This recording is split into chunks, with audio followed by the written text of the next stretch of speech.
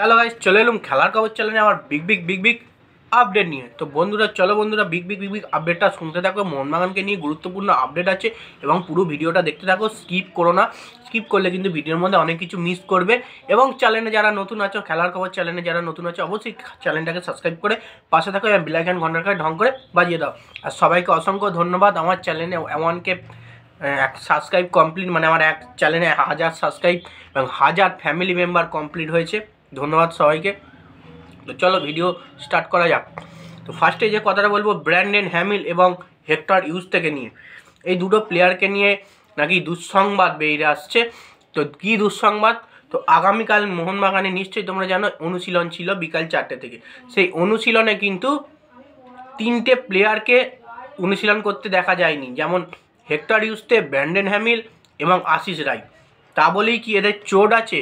তো first time বলি, এদের সেরকম কোনো চোট নেই, কারণ ডার্বি মুডে ঢুকে গেছে মোহনবাগান এবং ডার্বিটা যত সমস্ত 10ই মার্চ হচ্ছে এবং দেরি আছে। সেক্ষেত্রে সবাই কিন্তু পুরোপুরি ফুললি অনুশীলন করছে না।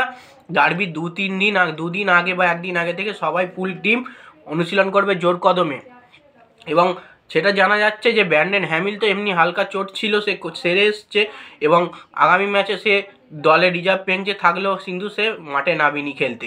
এবং হেক্টর ইউজতে কিন্তু পুরো খেলেছে। হেক্টর ইউজ থেকে নিয়ে বেশি ভয়টা হচ্ছিল। সেক্ষেত্রে জানা যাচ্ছে কোনো কারোর চোট নেই। এমনি অনুশীলনে সেরকম যোগদান করেননি আশিস রায়, হেক্টর ইউজতে এবং ব্র্যান্ডন হ্যামিল। এটাকেই দুঃসংবাদ বলা হচ্ছে। এবার যেটা বলা হচ্ছে, দিমিত্রি পেত্রাতসকে, নেক্সট আপডেট, দিমিত্রি পেত্রাতসকে কিন্তু মুম্বাই থেকে অফার করেছে। তো মুম্বাই থেকে নেক্সট সিজনে অফার করেছে, এই সিজনে তো যেতে পারবে না, নেক্সট সিজনে অফার করেছে। ওই জন্যই আমি বলেছি মুম্বাই থেকে ডাকলো দিমিকে। তো মুম্বাই থেকে যে ডাকলো দিমিকে, নেক্সট সিজনেও যে যাবে ওটা হচ্ছে না।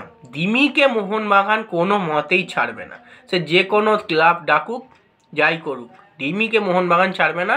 দিমির সঙ্গে মোহনবাগানের অবশেষেই চুক্তি কিন্তু বাড়িয়ে নেবে বা চুক্তি বাড়িয়ে নিয়েছে জানা গেছে। দিমিকে কিন্তু মোহনবাগান কোনো রকমেই ছাড়বে না। মুম্বাই যতই অফার করুক, যতই টাকা রে করুক, আর দিমিও কিন্তু যাওয়ার ইচ্ছা প্রকাশ করবে না, কারণ দিমি পেত্রাতস নিশ্চয়ই তোমাদের বলেছি ব্যারেটো, তারপরে সোনিনোডি, এই রকম ধরনের প্লেয়ার এবং এরকম মোহনবাগানের সঙ্গে পুরোপুরি মিশে গেছে দিমি পেত্রাতস। সে কিন্তু কোনো রকমই মুম্বাই যেতে চাইবে না।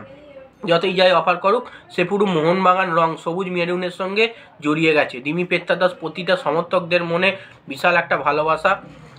তো দিমি পেত্রাতস যদি কোনো টিমে যায়, মুম্বাই টিমে যায়, তো খুবই খারাপ ব্যাপার এটাকে বলা যাচ্ছে। সেক্ষেত্রে এটাই ভুল খবর। মুম্বাই যতই অফার দিক, কিন্তু মুম্বাই কিন্তু দিমি পেত্রাতস 100% বলে দিচ্ছি যাবে না। এবং নেক্সট যে আপডেটটা কিছুটা সুখবরের আপডেট, অ্যান্টোনিও লোপেস সাবাসের সঙ্গে কিন্তু চুক্তি বাড়াতে চলেছে মোহনবাগান ম্যানেজমেন্ট। মানে নেক্সট সিজনেও কিন্তু আরও 1 বছরের চুক্তি বাড়াবে। নেক্সট সিজনেও কিন্তু অ্যান্টোনিও লোপেস সাবাস মোহনবাগানের কোচিং করবে, যেটা জানা যাচ্ছে আগামীকালের আপডেটে। মোহনবাগানের সঙ্গে কিন্তু চুক্তি বাড়তে চলেছে অ্যান্টোনিও লোপেস সাবাসে। অ্যান্টোনিও লোপেস সাবাস মোহনবাগানের আর 1 বছরের জন্য হেড কোচ হিসেবে প্রতিনিধিত্ব করবে, যেটা জানা যাচ্ছে। কারণ অ্যান্টোনিও লোপেস সাবাসের যা কোচিং, যা স্ট্র্যাটেজি, তো মোহনবাগানের ম্যানেজমেন্ট থেকে শুরু করে দর্শকদের ভালোই মন কেড়েছে এবং সেরা কোচ বলেও ধরা হচ্ছে আইএসএলে। তার বুদ্ধি, তার স্ট্যাটিক্স দুর্দান্ত। আবাসের তত্ত্বাবধানে কিন্তু এখনও পর্যন্ত একটাও মোহনবাগান ম্যাচ হারিনি। যত সম্ভব একটা ম্যাচ ড্র করেছে, 2টো ম্যাচ ড্র করেছে এবং তারপরে যে কটা ম্যাচ খেলেছে কিন্তু সবই জিতেছে। এবং সামনেই ডার্বিতেও খুব হাড্ডাহাড্ডি লড়াই দিতে চলেছে মোহনবাগান হাবাসের তত্ত্বাবধানে। যাই হোক, এই 3টে আপডেট ছিল। ভিডিওটা এইটুকুই। ভালো লাগলে লাইক, কমেন্ট, শেয়ার, সাবস্ক্রাইব করে পাশে থাকো। খেলার খবর চ্যানেলটা 2000 সাবস্ক্রাইব এবার করে দাও, 1000 তো করে দিয়েছো। থ্যাঙ্কস সবাইকে বেস্ট অফ লাক। তো বাই, আবার নেক্সট ভিডিও দেখা হচ্ছে। টাটা।